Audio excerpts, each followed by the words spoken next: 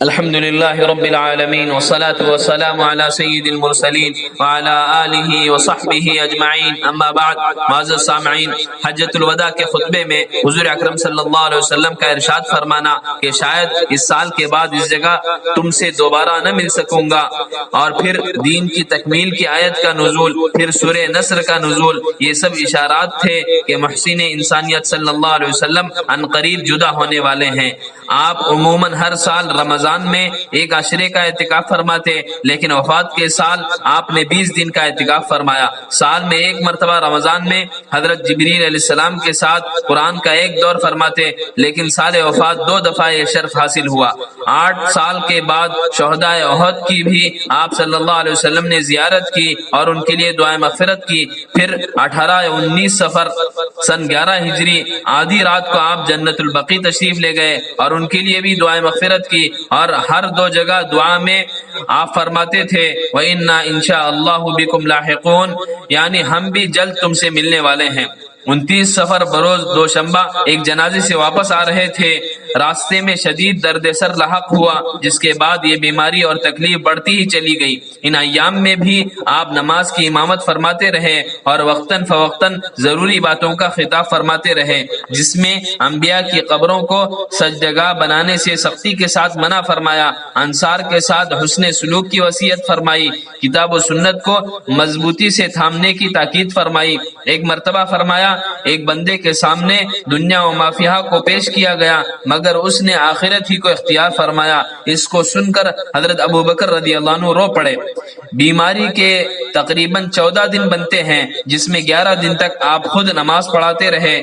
آخری ہفتے تمام ازواج کی بشاشت سے سیدہ عائشہ رضی اللہ عنہ کے گھر اقامت فرمائی، اور اس بیماری اور تکلیف میں بھی انسانیت کو صحیح راستے پر لانے اور اسلامی تعلیمات کو فروغ دینے کے لیے آپ فکر مند تھے۔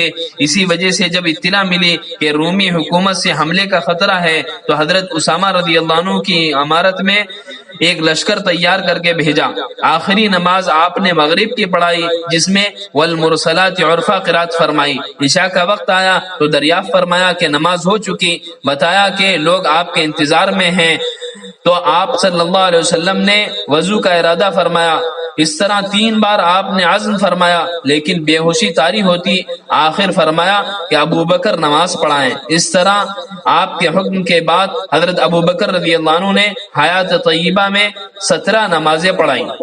وفات سے کچھ دن پہلے ظہر کے وقت طبیعت کچھ سنبھلی تو حکم کے مطابق مختلف پانی کی 7 مشقیں آپ پر ڈالی گئیں۔ جب غسل فرما چکے تو حضرت علی اور حضرت عباس رضی اللہ عنہما کے کندھوں پر سہارا دیے ہوئے مسجد تشریف لائے۔ حضرت ابوبکر رضی اللہ عنہ نماز پڑھا رہے تھے، آہٹ پا کر پیچھے ہٹنا چاہا تو اشارے سے منع فرمایا اور ان کے پہلو میں بیٹھ کر نماز پڑھائی۔ آپ کو دیکھ کر ابوبکر اور حضرت ابوبکر رضی اللہ عنہ کو دیکھ کر باقی لوگ نماز کے ارکان ادا کرتے جاتے تھے، اور نماز کے بعد ایک خطبہ دیا جو آپ کا آخری خطبہ تھا۔ آپ کی آخری وصیت بھی نماز اور ماتحتوں کے ساتھ حسن سلوک کی تھی۔ اس طرح نماز کے متعلق آخری وقت میں بھی قول و فعل سے پیغام دیا۔ جب آخری وقت تھا تو پانی کے پیالے میں آپ ہاتھ ڈالتے اور چہرے مبارک پر پھیرتے۔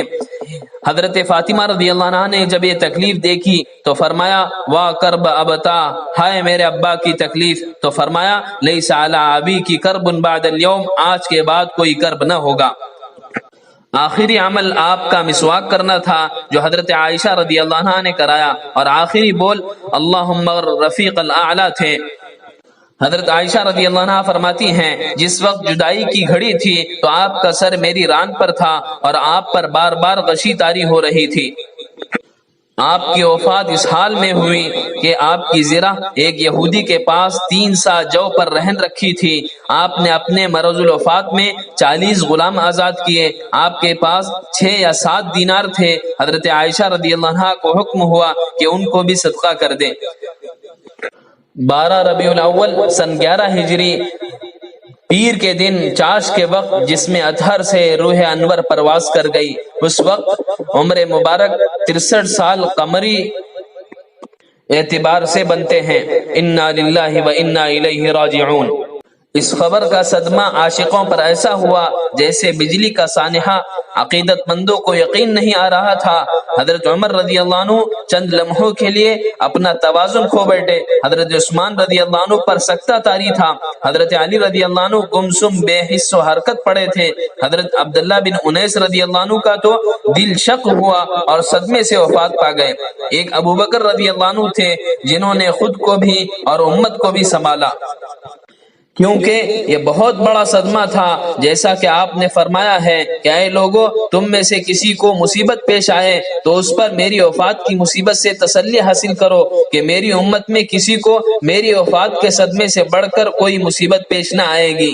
یہی پیغام ہے آج کا۔